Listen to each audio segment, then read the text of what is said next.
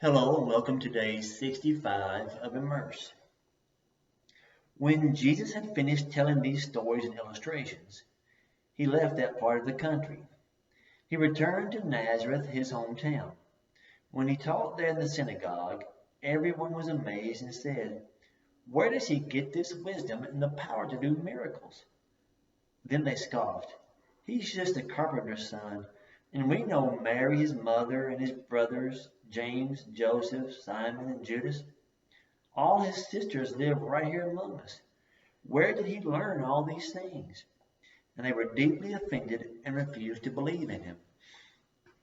Then Jesus told them, "A prophet is honored everywhere except in his own hometown and among his own family." And so he did only a few miracles there because of their unbelief. When Herod Antipas, the ruler of Galilee, heard about Jesus, he said to his advisers, "This must be John the Baptist raised from the dead. That is why he can do such miracles." For Herod had arrested and imprisoned John as a favor to his wife Herodias, the former wife of Herod's brother Philip. John had been telling Herod, "It is against God's law for you to marry her." Herod wanted to kill John, but he was afraid of a riot because all the people believed John was a prophet. But at a birthday party for Herod, Herodias' daughter performed a dance that greatly pleased him, and so he promised with a vow to give her anything she wanted. At her mother's urging, the girl said, "I want the head of John the Baptist on a tray." Then the king regretted what he had said, but because of the vow he had made in front of his guests, he issued the necessary orders. So John was beheaded in the prison, and his head was brought on a tray and given to the girl, who took it to her mother.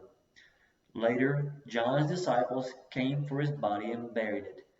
Then they went and told Jesus what had happened. As soon as Jesus heard the news, he left in a boat to a remote area to be alone. But the crowds heard where he was headed and followed him on foot from many towns. Jesus saw the huge crowd as he stepped from the boat, and he had compassion on them, and he healed their sick. That evening the disciples came to him and said, "This is a remote place, and it's already getting late. Send the crowds away so they can go to the villages and buy food for themselves." But Jesus said, "That isn't necessary. You feed them." "But we only have 5 loaves of bread and 2 fish," they answered. "Bring them here," he said. Then he told the people to sit down on the grass. Jesus took the 5 loaves and 2 fish, looked up toward heaven, and blessed them. And then breaking the loaves into pieces, he gave the bread to the disciples, who distributed it to the people. They all ate as much as they wanted, and afterward the disciples picked up 12 baskets of leftovers. About 5,000 men were fed that day, in addition to all the women and children. Immediately after this, Jesus insisted that his disciples get back into the boat and cross to the other side of the lake, while he sent the people home. After sending them home, he went up into the hills by himself to pray. Night fell while he was there alone. Meanwhile, the disciples were in trouble far away from land, for a strong wind had risen and they were fighting heavy waves. About 3 o'clock in the morning, Jesus came toward them walking on the water. When the disciples saw him walking on the water, they were terrified. In their fear, they cried out, "It's a ghost!" But Jesus spoke to them at once. "Don't be afraid," he said. "Take courage, I am here." Then Peter called to him, "Lord, if it is really you, tell me to come to you walking on the water." "Yes, come," Jesus said. So Peter went over the side of the boat and walked on the water toward Jesus. But when he saw the strong wind and the waves, he was terrified and began to sink. "Lord, save me," he shouted. Jesus immediately reached out and grabbed him. "You have so little faith," Jesus said. "Why did you doubt me?" When they climbed back in the boat, the wind stopped. Then the disciples worshipped him. "You really are the Son of God," they exclaimed. After they had crossed the lake, they landed at Gennesaret. When the people recognized Jesus, the news of his arrival spread quickly throughout the whole area, and soon people were bringing all their sick to be healed. They begged him to let the sick to touch at least the fringe of his robe, and all who touched him were healed. Some Pharisees and teachers of religious law now arrived from Jerusalem to see Jesus. They asked him, "Why do your disciples disobey our age-old tradition?"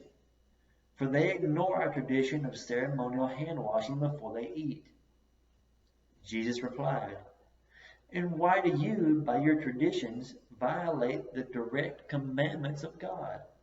For instance, God says, 'Honor your father and mother,' and anyone who speaks disrespectfully of father or mother must be put to death. But you say it is all right for people to say to their parents, 'Sorry, I can't help you, for I have vowed to give God what I would have given to you.' In this way, you say they don't need to honor their parents, and so you cancel the word of God for the sake of your own tradition. You hypocrites! Isaiah was right when he prophesied about you, for he wrote, 'These people honor me with their lips, but their hearts are far from me. Their worship is a farce, for they teach man-made ideas as commands from God.'" Then Jesus called to the crowd to come and hear. "Listen," he said, "and try to understand. It's not what goes into your mouth that defiles you, but you are defiled by the words that come out of your mouth." Then the disciples came to him and asked, "Do you realize you offended the Pharisees by what you just said?" Jesus replied, "Every plant not planted by my heavenly Father will be uprooted, so ignore them. They are blind guides leading the blind, and if one blind person guides another one, they will both fall into a ditch." Then Peter said to Jesus, "Explain to us the parable that says people aren't defiled by what they eat." "Don't you understand yet?" Jesus asked. "Anything you eat passes through the stomach and then goes into the sewer. But the words you speak come from your heart, and that's what defiles you. For from the heart come evil thoughts, murder, adultery, all sexual immorality, theft, lying, and slander. These are what defile you. Eating with unwashed hands will never defile you." Then Jesus left Galilee and went north to the region of Tyre and Sidon. A Gentile woman who lived there came to him pleading, "Have mercy on me, O Lord, Son of David, for my daughter is possessed by a demon that torments her severely." But Jesus gave her no reply, not even a word. Then his disciples urged him to send her away. "Tell her to go away," they said. "She is bothering us with all her begging." Then Jesus said to the woman, "I was sent only to help God's lost sheep, the people of Israel." But she came again and worshipped him, pleading again, "Lord, help me." Jesus responded, "It isn't right to take food from the children and throw it to the dogs." She replied, "That's true, Lord, but even the dogs are allowed to eat from the scraps that fall beneath the master's table." "Dear woman," Jesus said to her, "your faith is great. Your request is granted." And her daughter was instantly healed. Jesus returned to the Sea of Galilee and climbed a hill and sat down. A vast crowd brought to him people who were lame and blind and crippled, those who couldn't speak, and many others. They laid them before Jesus, and he healed all of them. The crowd was amazed. Those who hadn't been able to speak were talking. The crippled were made well, the lame were walking, and the blind could see again, and they praised the God of Israel. Then Jesus called his disciples and told them, "I feel sorry for these people. They have been here with me for 3 days, and they have nothing left to eat. I don't want to send them away hungry, or they will faint along the way." The disciples replied, "Where would we get enough food here in the wilderness for such a huge crowd?" Jesus asked, "How much bread do you have?" They replied, 7 loaves and a few small fish. So Jesus told all the people to sit down on the ground. Then he took the 7 loaves and the fish, thanked God for them, and broke them into pieces. He gave them to the disciples, who distributed the food to the crowd. They all ate as much as they wanted. Afterward, the disciples picked up 7 large baskets of leftover food. There were 4,000 men who were fed that day, in addition to all the women and children. Then Jesus sent the people home, and he got into the boat and crossed over to the region of Magadan. One day, the Pharisees and Sadducees came to test Jesus, demanding that he show them a miraculous sign from heaven to prove his authority. He replied, "You know the saying, 'Red sky at night means fair weather tomorrow,' or 'red sky in the morning means foul weather all day.' You know how to interpret the weather signs in the sky, but you don't know how to interpret the signs of the times. Only an evil and adulterous generation would demand a miraculous sign. But the only sign I will give them is the sign of the prophet Jonah." Then Jesus left them and went away. Later, after they crossed to the other side of the lake, the disciples discovered they had forgotten to bring any bread. "Watch out," Jesus warned them. "Beware of the yeast of the Pharisees and the Sadducees." At this, they began to argue with each other because they hadn't brought any bread. Jesus knew what they were saying, so he said, "You have so little faith. Why are you arguing with each other about having no bread? Don't you understand even yet? Don't you remember the 5,000 I've fed with 5 loaves and the basket of leftovers you picked up? Or the 4,000 I fed with 7 loaves and the large baskets of leftovers you picked up? Why can't you understand that I'm not talking about bread? So again I say, beware of the yeast of the Pharisees and Sadducees."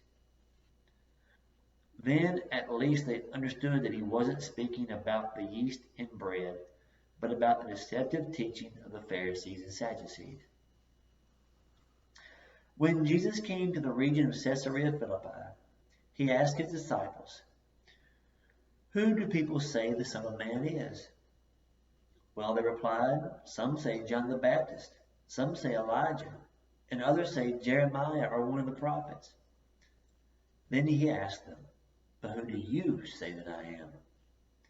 Simon Peter answered, "You're the Messiah, the Son of the living God." Jesus replied, "You are blessed, Simon, son of John, because your Father in heaven has revealed this to you. You did not learn this from any human being. And now I say that you are Peter," which means rock, "and upon this rock I'll build my church, and all the powers of hell will not conquer it. And I give you the keys of the kingdom of heaven. Whatever you forbid on earth will be forbidden in heaven, and whatever you permit on earth will be permitted in heaven." Then he sternly warned his disciples not to tell anyone that he was the Messiah.